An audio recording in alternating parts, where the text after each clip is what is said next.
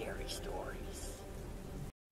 I once had this boyfriend. He seemed like a great guy, but let me tell you, he was a monster, a complete and utter monster, and a vile piece of shit. I hate myself for ever getting involved with this sorry sack of shit. Anyway, this is how the story goes. I was hanging outside the bowling alley one night, as I did every weekend. I was a petite, pretty shy girl with a thin figure and long blonde hair. I was shy and quite reserved. I was chilling with my friends when this super cute guy with long black hair, a goatee, and a leather jacket pulled up on his dirt bike. His name was Joey. All of the girls loved Joey. Joey noticed me and he asked me out. And of course I said yes. Joey was 19 years old at the time, and I was 15 years old. We hit it off very quickly, and he was super sweet. As the months went on, he moved in with me and my parents, and we were engaged. Suddenly, Joey's behavior changed. Joey started smoking meth and started staying out all night and started stealing shit. The cops were always at the house, and he got arrested multiple times. My parents got really fed up with Joey's shit and told him to get the fuck out of the house.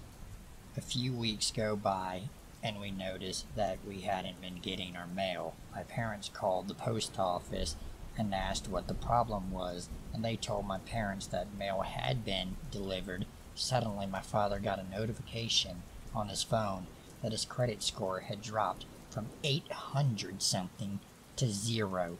Joey was arrested a few weeks later, and apparently Joey had been using the deep web to steal my father's credit card information, and he'd also stolen 10 other people's credit card info and was selling the info online for thousands of dollars to the highest bidder. I had no idea that Joey even knew how to do shit like that. Joey was arrested and charged with larceny, grand theft, identity theft, and several other charges. Joey got 35 years in prison. Apparently Joey was a part of a racketeering gang that specialized in mail theft and credit card theft, and also sold meth and prescription pills. They did all of this online from one of the guy's grandma's basement and ripped off hundreds of people. Joey had apparently gotten involved with some people shortly after his cousin Ron had gotten out of prison for beating the fuck out of his girlfriend. Ron was a meth addict and a two-bit criminal until him and Joey met Douglas, a computer genius and former intelligence officer who was fired and lost his badge forever due to his involvement in an illegal gambling ring back in 1996. They had used the web browser Tor and set up very powerful VPNs, etc. Very complicated and sophisticated shit that I'm just way too stupid to ever understand. Douglas wanted to become a millionaire and figured that if he ripped off enough people, he would be able to start his own business and generate more income. From what I heard, Joey and Ron made one tiny mistake and the FBI was able to track them and shut down the whole operation. Ron was murdered in prison because apparently he had a side business and the prisoners had found out about it. I won't go into detail about Ron's side business, but let's just say it involved some really sick shit. Yeah, that's my deep web story. I have never gone on the deep web, but I have seen the havoc it can wreak on people's lives. My father was able to rebuild his credit, and Joey's parents were embarrassed by Joey's actions and helped repay the thousands of dollars that Joey had stolen from multiple people, including my father.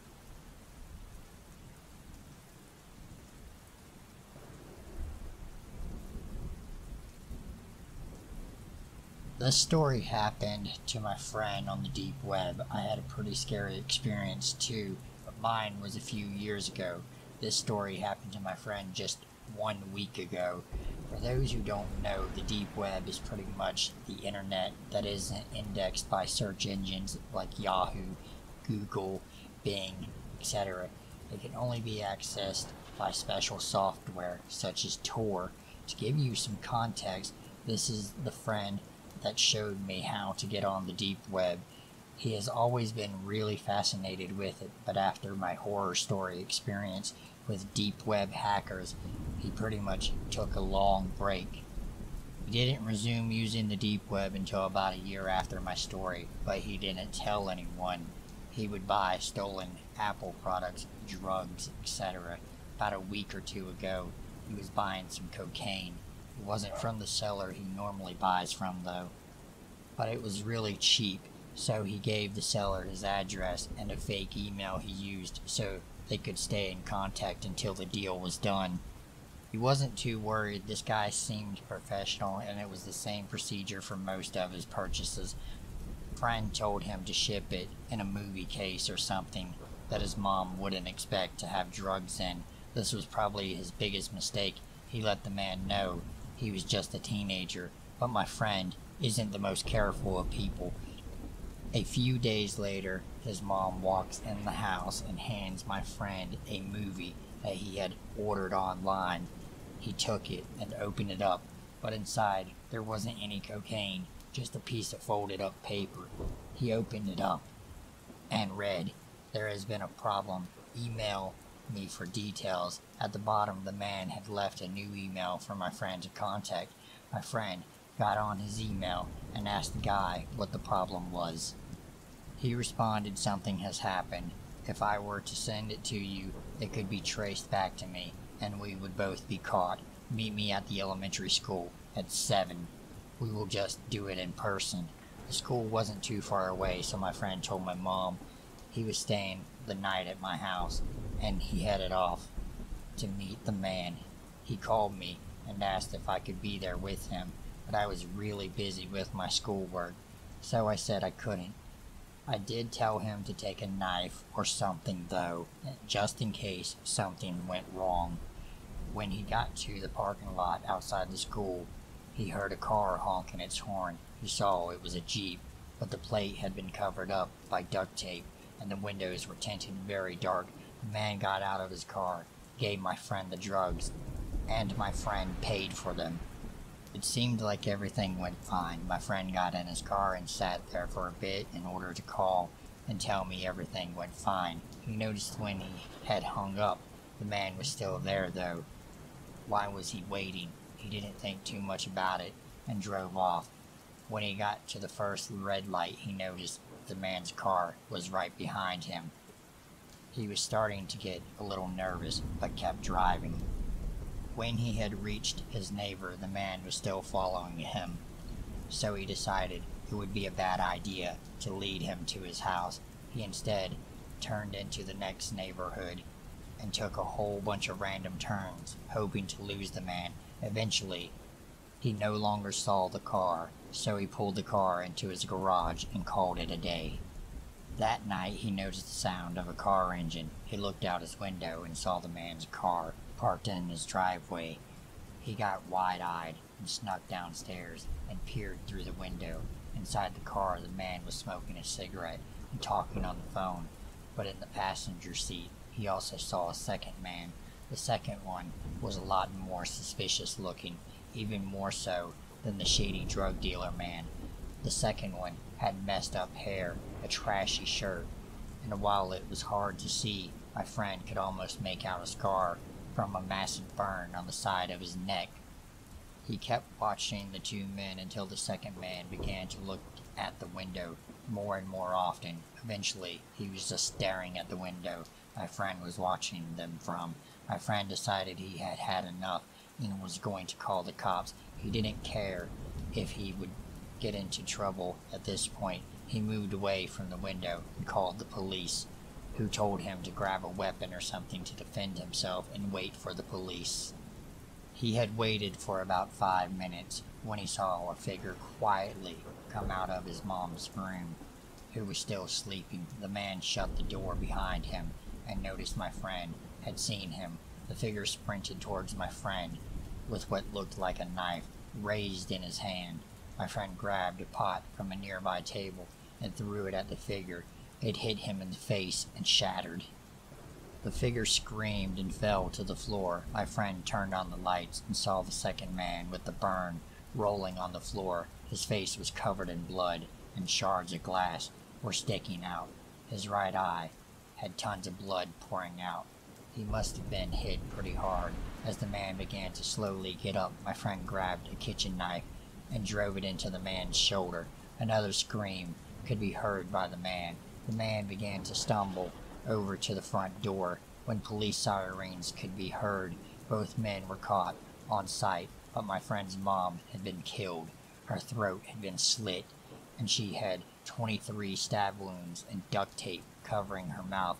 My friend was arrested too for drug possession, and his trial was coming up, but he lost his mom because of it, so I don't think he will be buying drugs from the deep web ever again.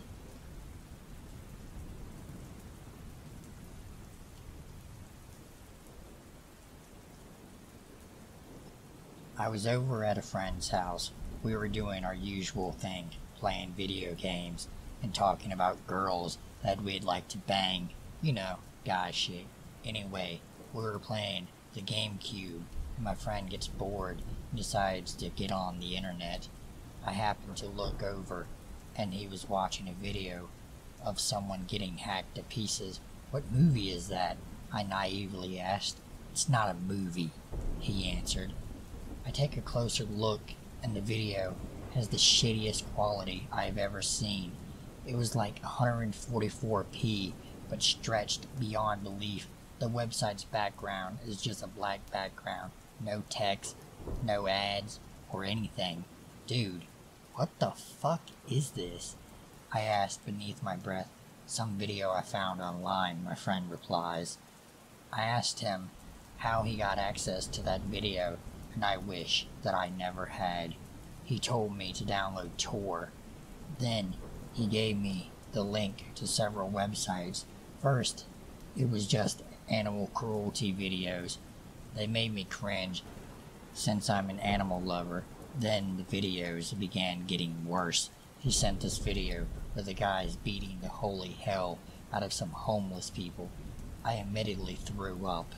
I asked my friend why he was watching this sick shit, and he said he wasn't sure. As the weeks went on, he had sent me all kinds of videos, everything from animal cruelty to murder and torture, black market links, where I could literally buy anything ranging from guns, drugs, to illegal porn. That was basically the last straw for me. I reported my friend to the authorities, and then he was arrested. They found hundreds of videos on his hard drive, mostly CP related stuff, and they even found videos of him and his little cousin in a locked RAR folder. It's safe to say I never talked to him ever again.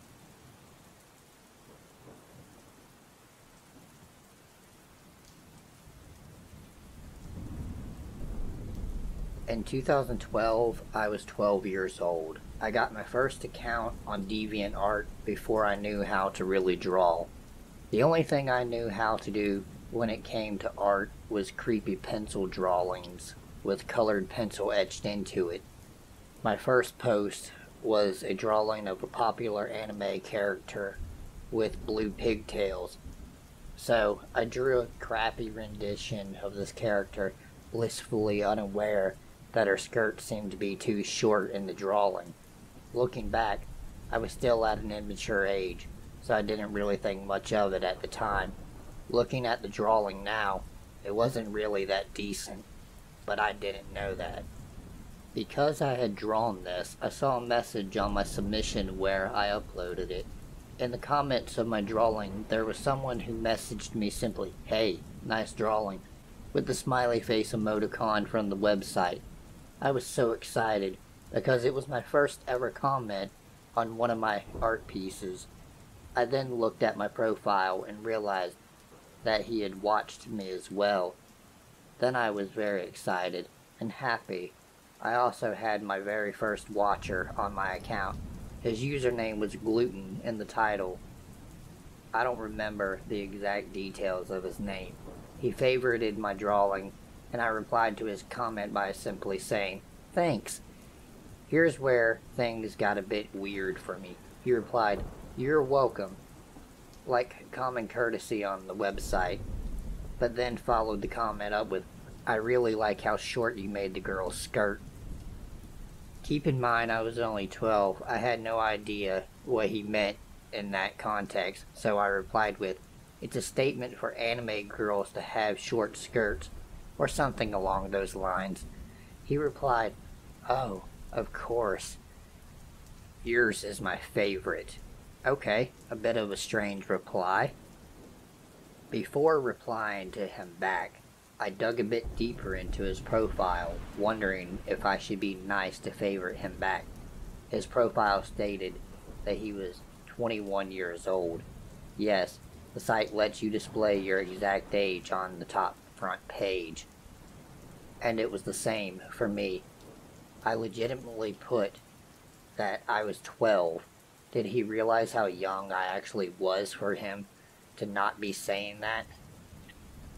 But like an oblivious 12-year-old, your brain doesn't quite piece things together, and you go along with whatever may cross your mind. So I friended this creepy man back. I don't remember the conversation after that, only that we kept it friendly and moved on. I would occasionally post more pictures, but he would comment only on a few of them, and usually he was nice. But then there was always some weird comment like, "I wonder how long she can sit on that. If I had the character in a certain pose," or "Can I get to taste her? Please, XD." And again, I would pay no mind to these comments because my watchers were building up to see my work, and I rarely replied to the man again. I did, however, go on his profile again after he commented something and found pictures of this elephant cartoon that I forgot the name of. He seemed to love this elephant cartoon that he was obsessed with. And everywhere on his profile I saw this cartoon and fan art of it. Then I looked more into his gallery, and there was a lot of these gray pieces with the minus sign on them, indicating that it was a not safe for work, 18 plus artwork. I didn't know this at the time either, so I tried pressing on it, wondering why it was grayed out. There then was a message that said, "Mature artwork. Must be 18 or older to view."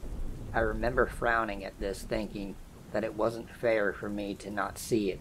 I wish I could tell you I never saw it to this day, and didn't let curiosity get the better of me, but I'd be very wrong.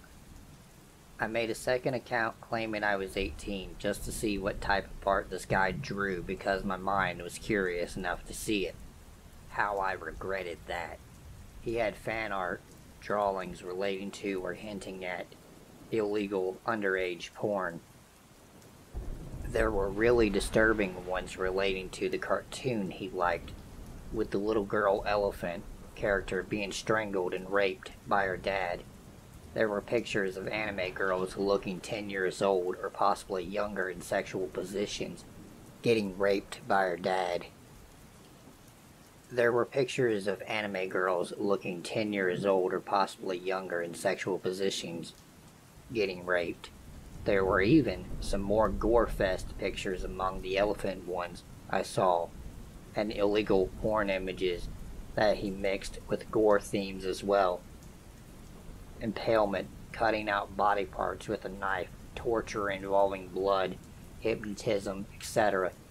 Suffice to say, I unfriended the guy on my main account, and was extremely disturbed by this. A week later, he still messaged me on my main account and said, "Why did you unfriend me? Sad face." I felt no sympathy for him, and said something along the lines of, "You are so disturbing, and you draw disgusting things." He said something to the effect of, "LOL, so are you. Let people have their own opinions, sweetheart." I then found out how to block a user on the site, so I blocked him. That gave me internal peace, but it didn't last long. A year after the entire incident, I was using the 18-year-old account as a backup account, and for different art mediums. Nobody knew this account was linked to my other one, Somehow my old friend Gluten manages to find me without telling anything about how the two accounts are related to each other. And exactly 1 year later, in the summer, he PMs me on my other account. The message said, "Hey, do you miss me, sweetie?" "I missed you since the unfriend," sad face. "That's okay." My eyes widened in horror, and I kept thinking to myself, how did this pervert find me?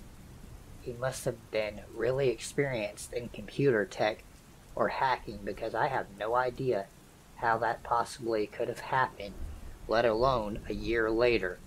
I replied to him saying, "I unfriended you because you drew illegal things, and you should be banned from this website." What followed next was him trying to creepily get under my skin by role-playing with me.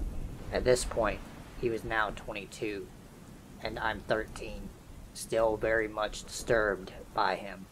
But he only made things worse by talking to me in roleplay terms, using asterisks in everything he said. He literally said he was grabbing my bun gently, an asterisk, among other lewd comments to me, some asterisks and some without.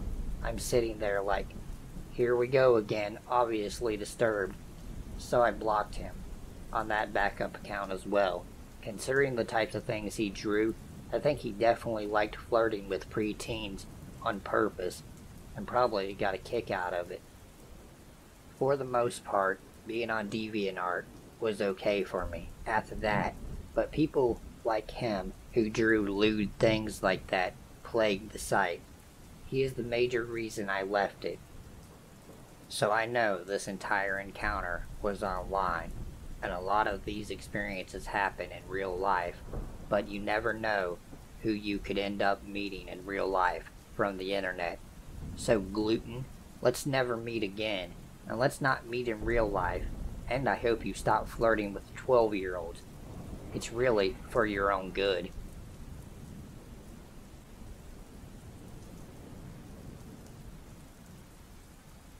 If you are new, go ahead and hit the like button and subscribe to my channel, as it really helps me out. And if you are already subscribed, welcome back and thank you for subscribing.